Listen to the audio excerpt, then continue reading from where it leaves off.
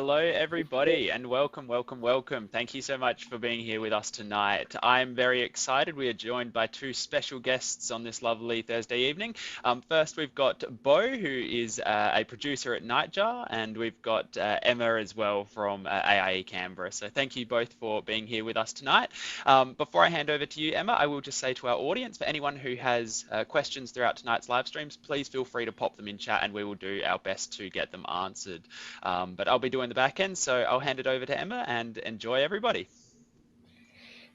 Thank you, Matt. Welcome everyone to tonight. We've got a really great live stream for you, especially if you're interested in design and possibly if you're interested in looking at what other career paths you can go into that might not just be, games and film. So we've got Beau here who will take us through some amazing work that he's done. But we might start off at the beginning. So you studied the design course with AIE, but what got you into actually being I like design and I think that that's what I'm going to do with it my life? Because a lot of students go, oh, I don't really know where to get started. So how did you get started with design?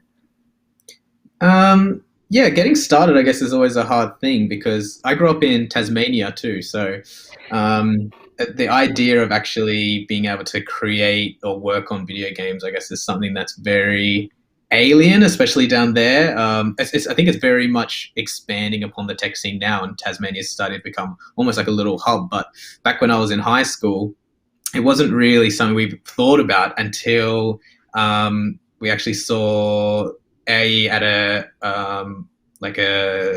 future careers event.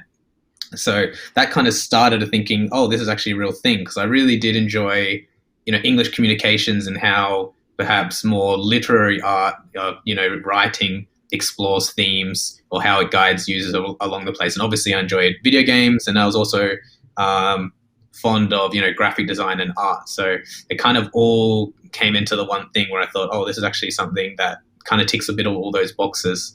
And that's kind of how that all started off. Yeah, cool. Well, we have a lot of the people I talk to when I go out to schools and, the future events that you were talking about, and they're like, oh, how do I know which one I'm good at? And I'm like, do you like English? Do you like a bit of creative thinking? All of that sort of stuff. And they're the best designers because, you need that strong creative thinking background because you're coming up with some amazing ideas. So you heard about AIE, obviously, at the Future Careers event. Which campus did you go to, and how did you go, yeah, that's the right one for me? Yeah, so I went to the Sydney campus. I was at the Sydney campus, but originally I actually went to an open day the year before I started at the Melbourne campus with a group of friends. That's where I was originally planning to go. And then my family actually moved to Sydney, and I moved with a close friend of mine as well. So it kind of ended up being a nice little move there, little detour, and we ended up in Sydney. Lined up. Exactly, yeah. So yeah, and now I'm been in Sydney ever since. Haven't left. So yeah, well, Sydney's a pretty good place. I grew up in Sydney. It's a great place, and there's a lot of really good game studios in Sydney as well. So there's lots of opportunity. Yeah, great studios. So when you got into the course, were you like, this is exactly what I expected from the open day and talking to, some of the event officers and all of the people you talked to about it? Were you like, this is exactly how the course was going to go? Or was there anything that you didn't really expect in the course? Do you want to talk about that? Yeah, so I think the course was what I expected. I think obviously it's very hard to gauge what you'll get out of it, especially because a lot of it is self-directed projects or creative projects. So obviously that is a huge remit of how that can go.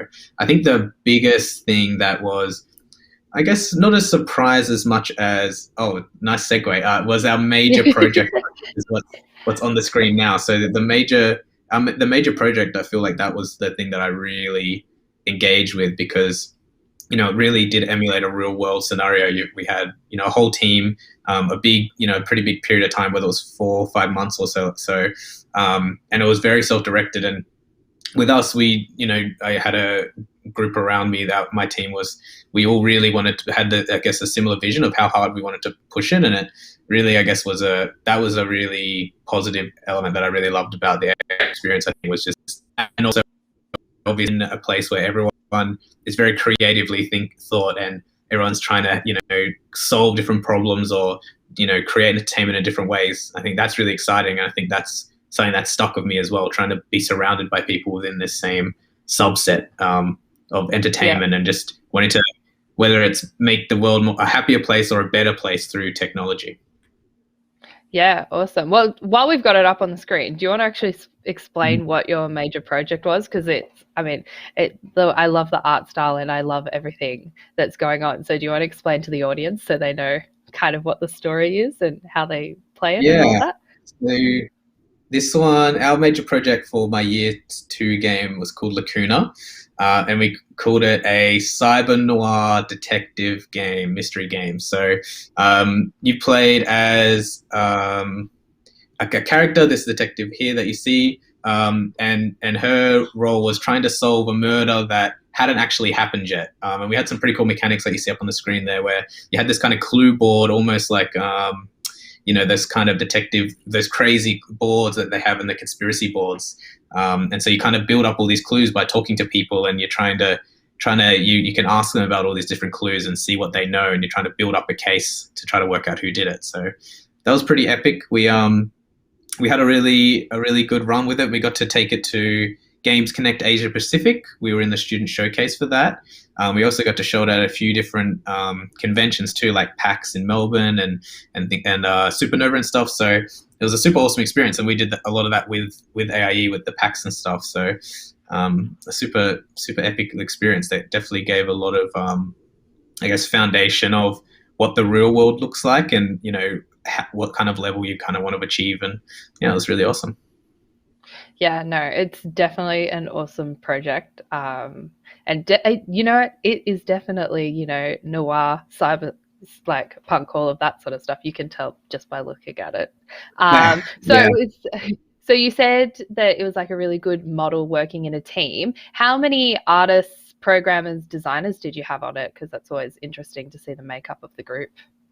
Yeah, so this one was myself. As I did because it was a story, very copy heavy game. So I obviously did the design and I wrote it as well. And then we had 2 artists. So one environment artist who did the sprite animation. This kind of what you're seeing here was one of the artists, and then another artist who did a lot of that close-up work, that more higher detail close-up work. And then we had one programmer who was a Unity whiz. So pretty small team, just the 4 of us.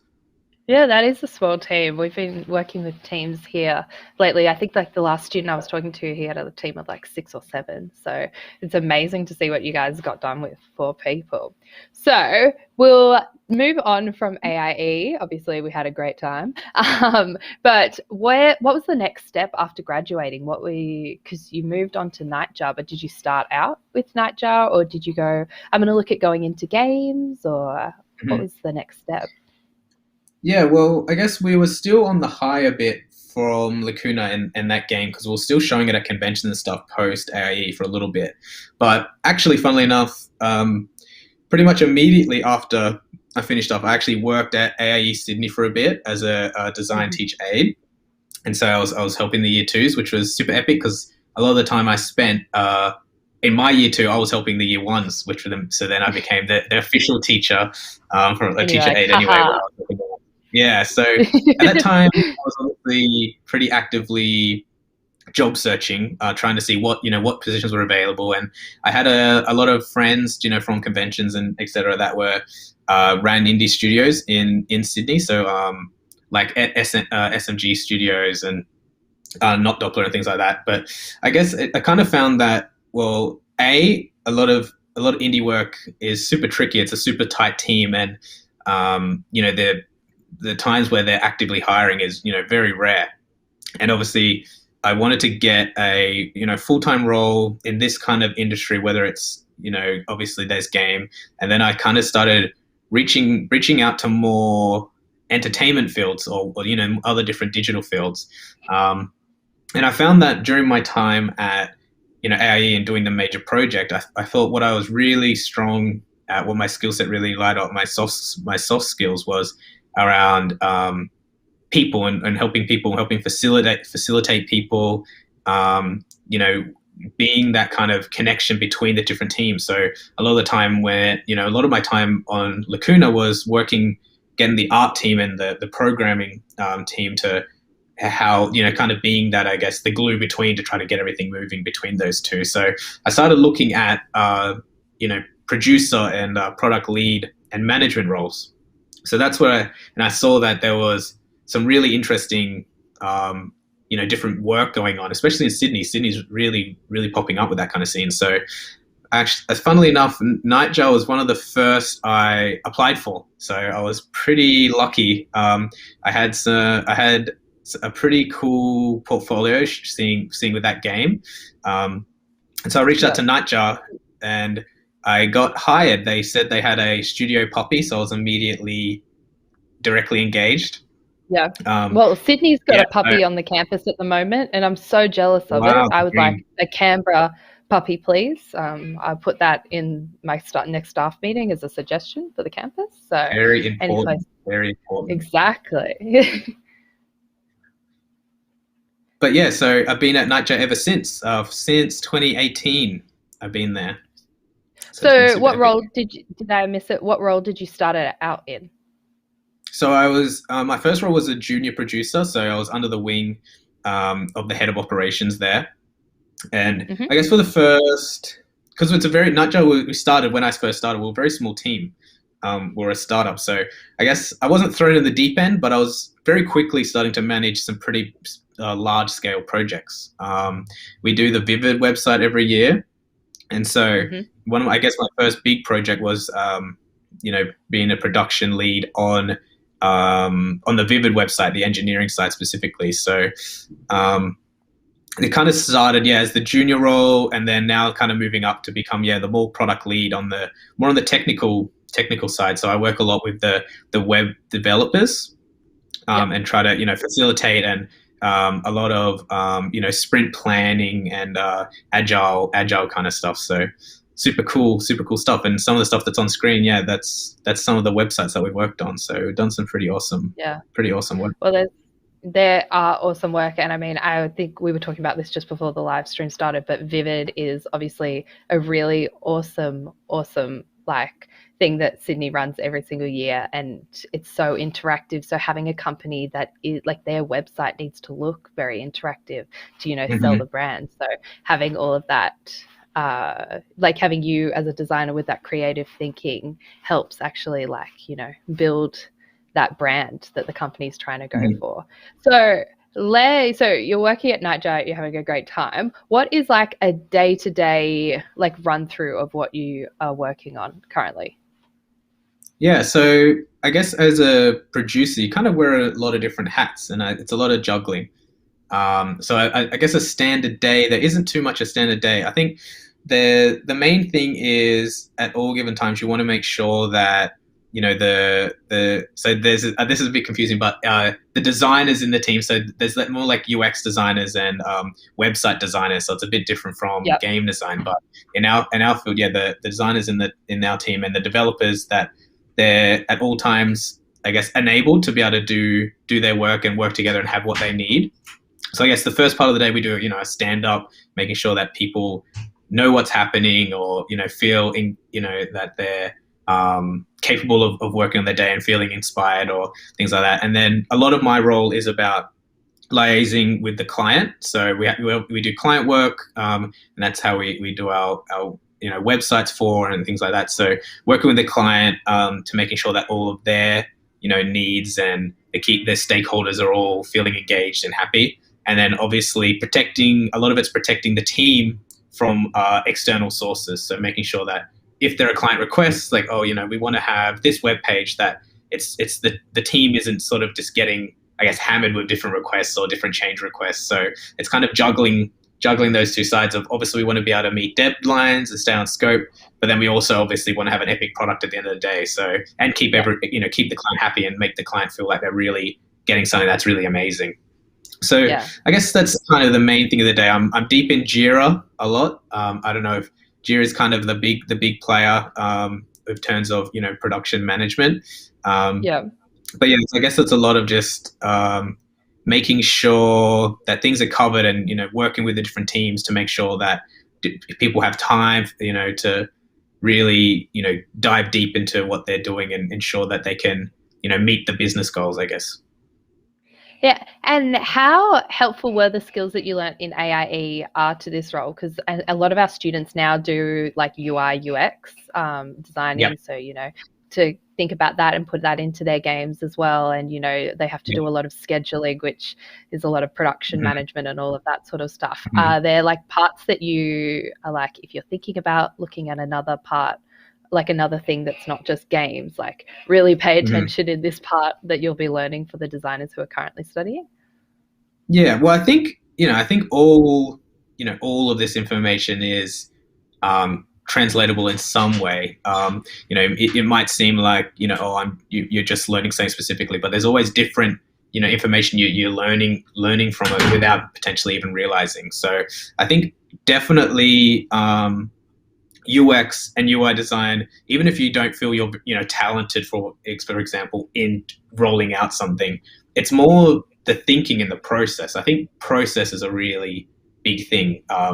You hear every big studio talking about this. What is the process? And I think that's probably the biggest thing that I would take from AIE, and especially with the major production, is learning what this process looks like. How you start, from the wireframes or rapid prototyping, and then how it moves along that production pipeline to, through the, art or the design piece of it, the thinking of it. So, game design is basically all UX and how the users are, engaging and experiencing with the product. So that's very much cross-flow and translatable with a website or with a app, where you're thinking about how the user's engaging with the product, and you have to know what they're thinking, when they reach a certain screen or when they're interacting with certain elements. So that thinking is definitely cross-translatable. And then there's obviously production.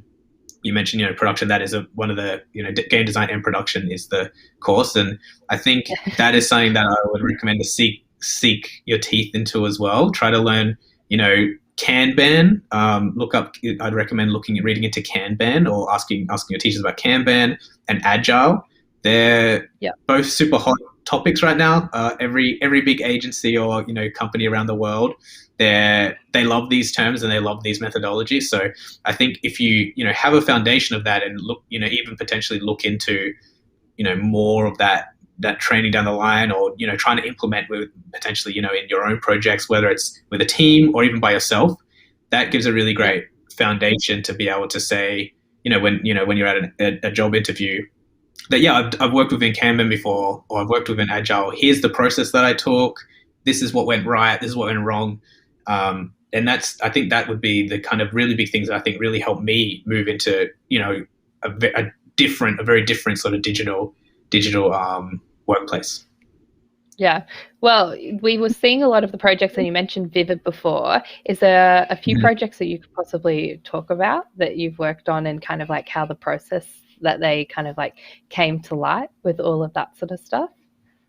Yeah, so this one you see on screen is the first big project that I mentioned, Vivid 2019.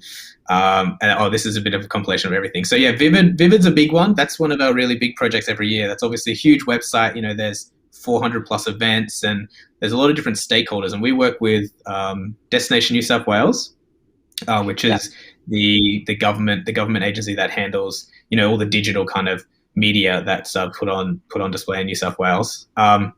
And yeah, Vivid's always a fun one, because we have our own developers that do all, a lot of the sexy stuff, sexy website stuff on the front end. But there's obviously this huge component on the Destination New South Wales side, where they have their own back end developers and development team that handle the more, I guess, the infrastructure, making sure events are working and getting, all these different events and people all in one place. So, Vivid's a really good one. It's a long-term project. We're usually working on it for 4 to 6 months of the year, so it's constantly sort of chipping along there, and working with another team, and which has their own business objectives too, is something that's a really fun one. And we get to obviously there's all these little epic events that we get to really hero in fun ways. So Vivid's all about artwork, so the website has to be a piece of art as well. That one you're seeing on the screen there, that's Sneaker Freaker. that was a super epic one for Sneaker Freak. They're a sneaker and sort of hype brand that started in print. And a big, one of Australia's leading kind of hype brands about sneakers and sneakerheads. So we completely revamped their brand and their website experience to really, I guess, bring that to the forefront and make it hip and cool. And that was something that was super epic. So, not only was it a UX job of improving the experience, but also, trying to bring what is that sneaker culture or what is cool into a website without it being cringy or forced. Did you have to do a lot of research into like sneaker culture and all of that sort of stuff? I know everything about sneakers now. Yeah, you're an expert on this. I dreamt of sneakers for months and months. What I guess one of the big things is, what should you buy right now? God, there's too many. They're always coming out. They're always coming out. Go to sneakerfreaker.com. You'll see. There we go. Yeah. No, I think knowing your user is obviously a big one. That's one part of the AIE course you learn about is what is your demographic, and that's a huge piece of what our work, our strategy. Up front, we do huge amounts of strategy of this is the brand, this is the user. Studying how the user are engaging currently with that brand or other brands that are competitors, and you do that in games as well. At the upfront of it, before you can even start building out a game, there's potentially months of people just studying other games in that sphere, or what are these people doing that's successful? Why do people like this? So they're fun ones. I thought about sneakers far too much for a very long time. So no, definitely. Well, at the moment, one day I'll graduate from just buying Converse, which I've been doing for years. No, don't knock the Converse. I know. I'm rocking the sneakers. Yeah. What is one of the best? So you get to work with some amazing clients, obviously, like you said, with Sneaker Freak and Vivid and all of that. But is it working with clients that's the best part of your job, or working in the teams? Like, what's the part that you go, yes, this is just like amazing? Yeah, I think there's a few different things. I think, firstly, the team. I think that's a very important thing. Every day I come into work and I'm working with people that, are so talented, and really you're working towards, trying to make something truly epic together. And every day that's exciting, especially because we do, a lot of client work. We're doing lots of different things at lots of different times too. So, you get to go in different headspaces a lot. You're thinking of different products. Another side of it, which I think is a really big part, is we get to do some really awesome projects that really do change people's lives for the better. Like, we work with Reach Out and Lifeline. So we do a lot of things for, we're in the mental health sphere where we donate a lot of our time to do things like that. And having, seeing real user reviews, or seeing that, that amount of people that you've helped or something like that, that is like a really, I guess, fulfilling thing to have. So, there's all these different things, I guess, you don't expect would feel really good or make you feel fulfilled as well in different places. So I remember, when we were making our game, seeing people smile when they're playing your game is extremely satisfying. And you can't believe it every time. So I think that would be the biggest thing. I think making products that really do help people, or, that people enjoy, and working with a really epic team. Yeah, cool. Definitely. I think that's some of our students especially the designers, when they're doing play testing and they get those positive reviews back, and they're like, yes, we did it. We got a good one. So yeah, exactly. It's hard to believe every time. Yeah, totally. I had a few questions sent through by some audience members who actually registered for the event earlier, and they wanted to know, like, where do you draw the inspiration from the work from? Is it from like the client's culture and all of that sort of stuff, or is it you're inspired by lots of other different areas and all of like artworks or anything like that? So where do you get the inspiration for some of the work from? Yeah, I guess that's an interesting one. I think I guess it really, obviously depends on what project you're working on and whatnot. I think, what you mentioned, yeah, whether it's the client's user base or something like that. I think that's obviously one part of it. I think a lot of it is tech. I think what we're trying to always push the tech of something. So, try seeing what kind of experiential tech is out there or new age tech and trying to do that. I think that we always find as something that's inspiring. Like, you see someone that's done this amazing thing and you're like, oh, okay, how do we use what they're doing or that kind of tech, but do it even better and try to do something like that. Or, how do we push this?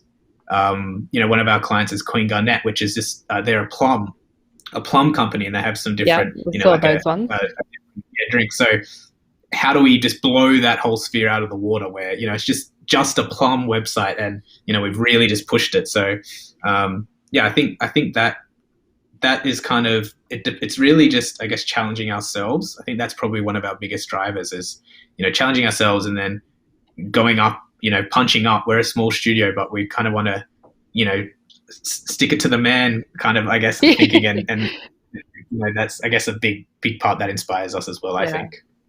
Well, you're working on some huge projects, so I think you're definitely sticking it to the man. So one of the other questions that came through is what has been the highlight of your career? Is there a highlight so far? There's probably even more highlights to come, but is there one that's stood out from the crowd at this point? It's a tricky one. I think when you first, like for the bigger projects like Sneaker Freaker or Vivid, when you first push it live, that's always a scary thing. I guess it'd be the same as, pushing a game live to Steam or something for the first time. When you push it live and things don't explode, I think the day that you push a website live is, incredibly tense. But then, when you start getting good reviews, whether it's from a client or from users, that is extremely satisfying. I think for me, I get one moment is pretty tricky. I think it's probably what I touched on is when we worked on Reach Out Next Step, which was kind of like a chatbot kind of app where people could very quickly find things and find help if they were having any kind of mental crisis or really struggling or down and out, and they didn't want to talk to someone. Potentially, it's a bit too stressful. So seeing how people were positively affected by that is, I guess, a really big moment. That kind of, obviously that's a very real thing that, everyone struggles with, and, knowing even if you help one person, let alone, scalable upwards, that I think is probably the most rewarding thing when we first kind of get that research back. That was extremely, extremely rewarding. Yeah, definitely. Well, we're coming to the end, but one of the last questions I wanted to ask was, do you have a favorite game design? Like, I love talking to all the students about their games that they play, and they're like, and this could have done this better, because they're really into all that. Is there a game that you've been like, the design of this game is just like impeccable, like it's amazing? Gosh, there's a few. It is funny actually. Yeah, all of our group of friends that did the game design course, we can hardly even play games anymore. That's all we talk about is, do this thing or this thing. I think for its tutorialization and how it onboarded the player, Super Mario 64, that had some amazing onboarding and tutorialization. But I think for me, my favorite game, which I just think is amazing, is Faster Than Light by Subset Studios. That game has just got such a perfect, I think, gameplay loop of getting users to keep playing and keep exploring. And I think their follow-up game, Into the Breach as well, just had some really good design principles. They did some crazy systems of always making sure the player had options and they could always complete a level. So, I think that Subset Studios really nail it. But then I'm really into board games as well, and there's some really epic board game design. Like Gloomhaven, or even something super simple party games like Codenames, stuff like that. Some really nice kind of design that you find in here, and you're like, man, these guys have really nailed it in terms of making a game super satisfying, or just a good time, or so that would be my choices. I think one of our design teachers, his favorite game was a game that it just ruined him for months, and he was like, I've never had a more heartbreaking experience in a game, and that was just incredible. And I was like, Yeah, okay, you do you. totally. Yeah. Finally, as we wrap up, do you have any words of advice for people who are thinking about going into design and all of those different areas? Yeah, I think it's really about, my word of advice, I guess, would be about thinking of really, what makes you happy and what you enjoy doing. And then I guess not getting too caught up about what am I good at, or, not knowing what you're good at, or not knowing what, potentially your path is. I think trying to find something that you really enjoy doing and then working on that, and trying to, find different ways to kind of bring that maybe as the forefront of what you do. I think that's a really important thing. So trying to really hero what you find most important. And then you can, with that, once you've kind of identified what works for you, and obviously that's a hard thing to really nail, but once, you start to get a bit of idea, then you can start moving, forward in that direction and seeing, exploring that further, I guess. I think that would be my main tip. Awesome. That is a great tip. Well, that's pretty much it for us tonight. If you are really interested in design and you want to find out more, we do have an information evening coming up on the 17th of June. So come along to all of our campuses, or we'll also have an online option that will be open for anyone who can't make it to a campus or is interested in the online campus. So you can go to our website to have a look at that one. Here we go. We're showing you how to get there. So this will be a great opportunity to ask questions about what's actually in the course, or if you're interested in what the subjects and stuff you'll learn in design. All of this is a great opportunity to ask that. So you can register online there to be invited along to that. But that's pretty much it for us. Thank you so much for joining in tonight. It was lovely speaking to you, Beau, and it's lovely to have you back, Matt. I think I saw a question that was like, who was that guy at the beginning? So it's good to have you back. So thank you so much for joining in with us tonight. We've had a great chat, and if you've got any other questions, feel free to send this through to us at any of the campuses. We're happy to help with anything. So thank you. Have a good night, everyone. And thank you so much, Beau, for being with us. See you all. Bye. See ya. Bye.